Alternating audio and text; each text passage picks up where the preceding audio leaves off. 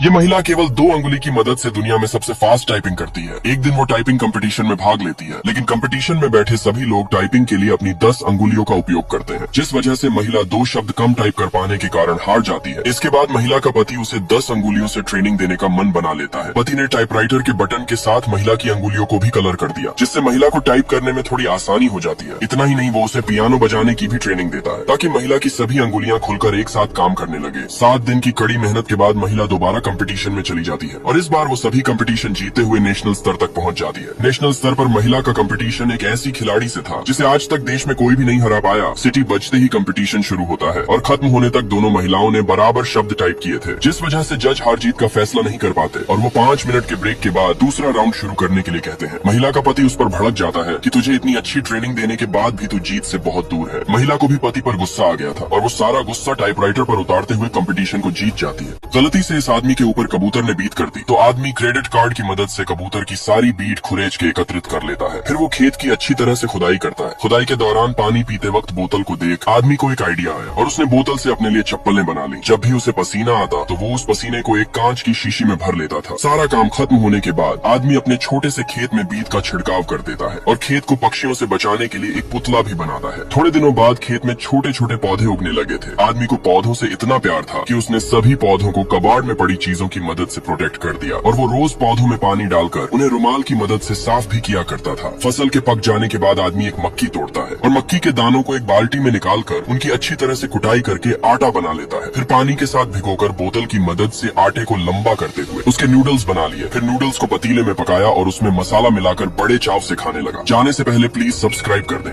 यह महिला सेनापति के माथे पर एक छोटे से चाकू की मदद से हल्का सा चीरा लगाती है, फिर ध्यान से पतली चमड़ी को काट देती है। इस काम को करते वक्त महिला को ध्यान रखना होगा कि आदमी के माथे पर किसी भी प्रकार का घाव नहीं होना चाहिए। जैसा किताब के चित्र में दिखाया गया था, महिला ने भी उसी प्रकार से सेनापति के माथे पर 3 पॉइंट बना दिए और फिर उसे पाउडर से पूछकर उस पतली चमड़ी को वापस सील दिया। महिला की घबराहट काफी ज्यादा बढ़ गई थी, क्योंकि उसे डर था कि अगर सेनापति नींद से उठ गया तो वो उसकी जान ले लेगा। वैसे डरने की कोई बात नहीं है, क्योंकि महिला ने काम करने से पहले आदमी को एक जहरीले गैस सुंघाई थी, जिसका असर धूप के खत्म होने तक रहेगा। जब तक यह धूप चल रहा है तब तक इस सेनापति को न तो दर्द महसूस होगा और न ही कुछ याद रहेगा। सौभाग्य से सेनापति की आंखें तब खुलती है जब महिला ने अपना पूरा काम समाप्त कर दिया था। अगले दिन सैनिक राजा के दरबार में चला जाता है। तभी उसके माथे पर सूरज की किरणें पड़ती है, जिससे उसके माथे के वो 3 बिंदु चमकने लगते हैं। जब राजा की नजर उन बिंदुओं पर पड़ती है तो उन्हें कुछ दिन पहले पढ़ी हुई किताब याद आती है, जिसमें लिखा हुआ था कि जिस भी आदमी के माथे पर इस तरह के 3 पॉइंट होंगे वो राजा के साथ विश्वासघात करेगा। इसलिए राजा उस सेनापति को मरवाने का आदेश दे देता है। जब आदमी नीचे झुका तो उसके हाथ की लाल कोहनी सबको दिखने लगी। यह देख अमेरिका का फौजी तुरंत समझ गया कि अक्सर लंबे समय तक स्नाइपर जब किसी पर नजर रखता है तो उसकी कोहनी लाल हो जाती है। फौजी को आदमी पर शक होने लगता है और वो टॉयलेट जाने का बहाना बनाकर आदमी के कमरे की तलाशी लेने के लिए चला आता है। थोड़ी देर तक जांच पड़ताल करने के बाद फौजी को पता चलता है कि नीचे की जमीन खोखली है। फौजी ने जब फर्श हटाया तो लोहे की चादर के नीचे एक गड्ढे में बहुत सारे हथियार छुपाए हुए थे। फौजी बिना गलती किए फिर से होल में चला आता है और खाना खा रहे उस आदमी को दबोच लेता है। फौजी के साथी तुरंत समझ गए कि दाल में कुछ तो काला है और वो सब चौकन्ने हो जाते हैं। फौजी आदमी को उसके कमरे में ले आता है और उसे हथियार दिखाते हुए कहने लगा कि हमारे साथ गद्दारी करना तुम्हें भारी पड़ेगा। अब उस आदमी के पास केवल 2 ही विकल्प थे, या तो वो जिंदगी भर जेल में सड़ता रहे या फिर उन लोगों का पता बता दे जिनके लिए वो काम करता है। आदमी सैनिकों का साथ देते हुए देर रात को अपने बॉस के घर का दरवाजा खटखटाने चला जाता है। जैसे ही आतंकवादी दरवाजा खोलता है तो फौजी उसे शूट कर देता है। इस जीनियस फौजी के लिए 1 लाइक तो बनता है।